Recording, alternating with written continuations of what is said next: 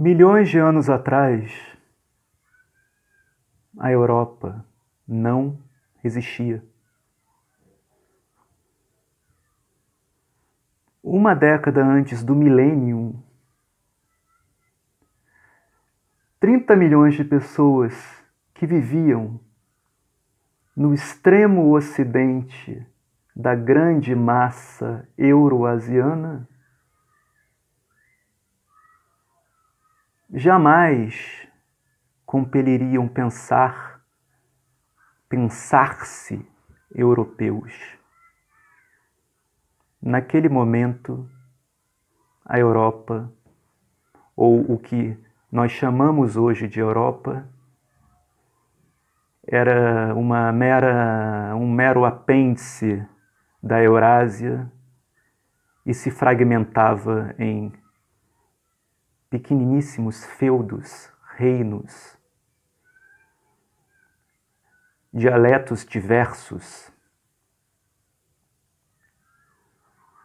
Em algum momento, uma parte deste pequeno apêndice era controlado por califados muçulmanos, resultados da expansão muçulmana em direção ao leste, o suprassumo do atraso. A civilização residia no Oriente. Grandes capitais, metrópoles, residiam no próprio mundo muçulmano, Damasco, Bagdá e etc. Esse aqui foi um trecho do livro que eu peguei na biblioteca da Universidade de Évora, onde eu faço mestrado em Relações Internacionais, do Charles Tilly, a versão em inglês, porque não havia em português, Coerção, Capital e Estados Europeus, do ano 990 a 1992. Os 1000 anos que se sucederam ao colapso do Império Romano, passando pela Idade Média Europeia e a formação dos Estados europeus, sempre de maneira agressiva e violenta. A Europa forjou-se na violência e na guerra. E essa Europa da paz, da harmonia e dos direitos humanos é uma ficção, é uma invenção de realidade que, de fato, nunca existiu, porque os povos europeus são, em sua natureza, sempre foram, em sua natureza, violentos. E o que tornou a Europa o centro nevrálgico do sistema mundial, e onde ele, inclusive, foi criado, foi justamente a guerra, a violência e o expansionismo desenfreado. Uns lutando contra os outros. Nunca um império conseguiu se firmar unificando a Europa. Carlos Magno tentou e fracassou. Os Habsburgo tentaram e fracassaram. E a ideia da União Europeia como entidade não só econômica, entidade política, é uma tentativa de unificação.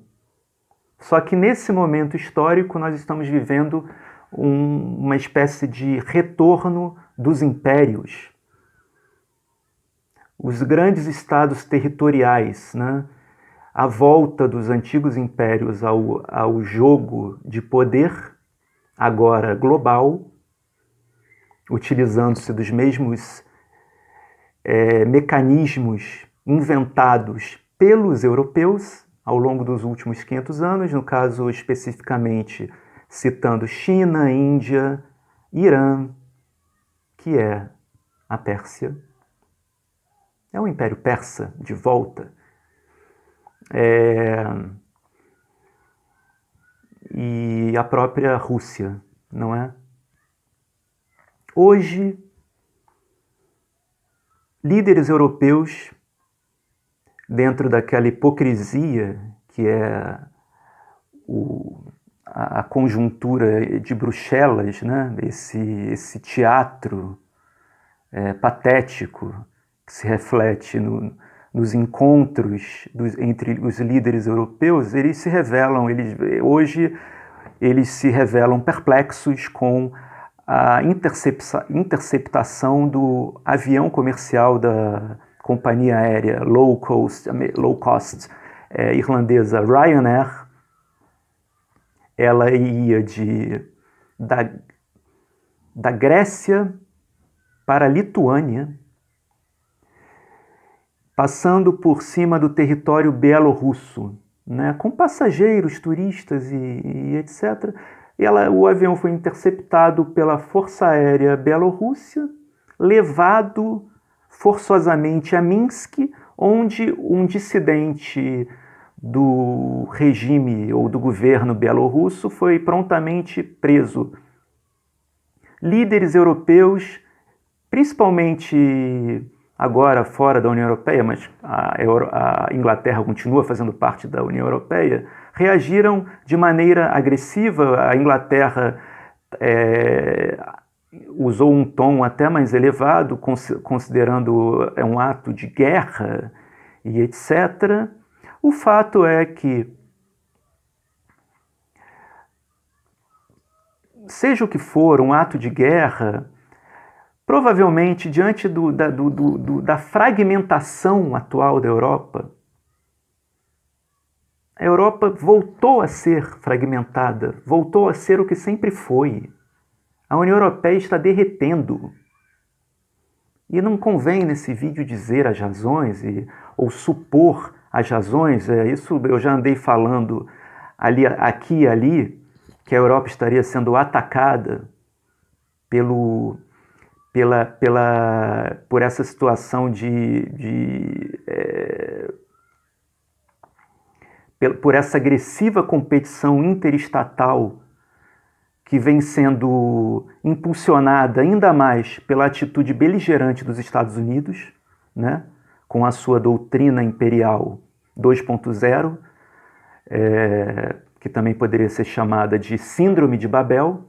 O fato é que a Europa voltou a se fragmentar, como sempre foi. A União Europeia está derretendo e essa aventura bielorrussa, essa provocação da Bielorrússia, que certamente não tem nada a ver com a Rússia de Putin, mas provavelmente os líderes europeus, os acadêmicos que veem russos embaixo da cama, certamente dirão que a Rússia está por trás disso, mas não é o que parece, porque não interessa ao Putin esse tipo de jogo baixo.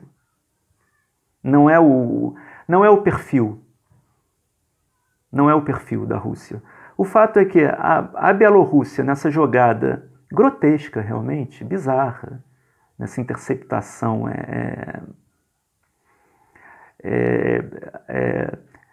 com um viés que lembra realmente a Guerra Fria, isso dá a entender, mais uma vez, que a Europa está fragilizada e se tornou alvo de ações estrangeiras, de países que se aproveitam dessa fragilidade, né? A Europa está passando por um momento de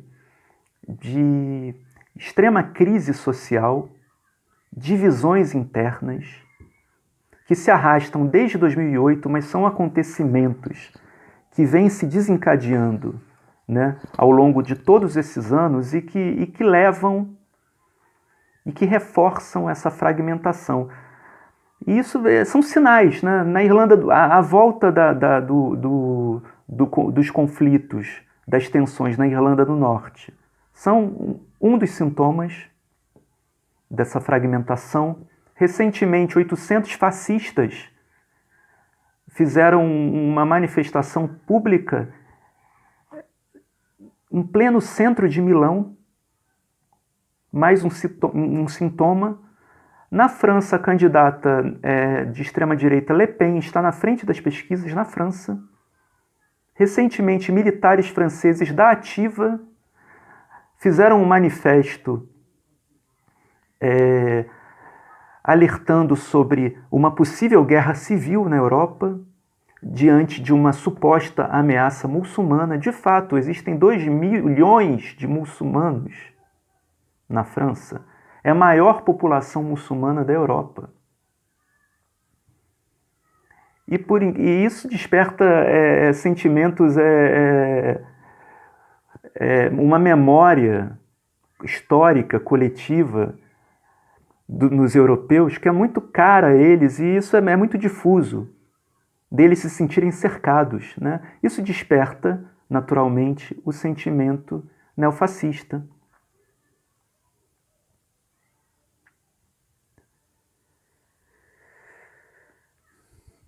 Então, numa interpretação em relação a essa atitude do governo belorrusso, isso tudo estaria inserido, não é?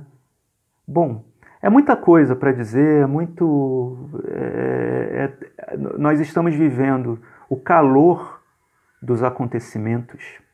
Não existe o distanciamento histórico para refletir sobre isso, mas o fato é que algo similar ao que ocorreu nos anos anteriores à Primeira Guerra Mundial, a Primeira Guerra Mundial, não digo a Segunda, vem ocorrendo agora, né? Aumento da pressão competitiva, do conflito hegemônico entre potências emergentes e a potência estabelecida reagindo. No caso dos anos anteriores à Primeira Guerra Mundial, se tratava da Alemanha desafiando o poderio britânico, o que causou um curto-circuito no sistema. Junto com esse desafio, o aumento da tensão e da pressão competitiva, movimentos anárquicos se espalhando pelas sociedades europeias, logo depois o caos sistêmico e as rebeliões, que logo depois geraram revoluções. A mais emblemática de todas foi a Revolução de 1917. Né? Anteriormente à Primeira Guerra Mundial, no período da disputa entre França e Inglaterra, a França napoleônica, também houve algo similar. O caos sistêmico se espalhou pela Europa, rebeliões populares. Revolução Francesa foi o mais emblemático acontecimento daquela época. Então é isso.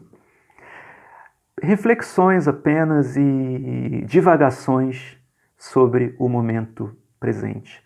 Eu sou Fábio Reis Viana, escritor, analista geopolítico, escrevo para o jornal Monitor Mercantil, o Pravda Report da Rússia, a versão em inglês, e o The Saker dos Estados Unidos. Eu peço que se inscrevam no canal para eu continuar esse trabalho aqui e toquem no sininho. E também entrem lá na página Contexto Geopolítico no Twitter, direto do extremo ocidente da Eurásia.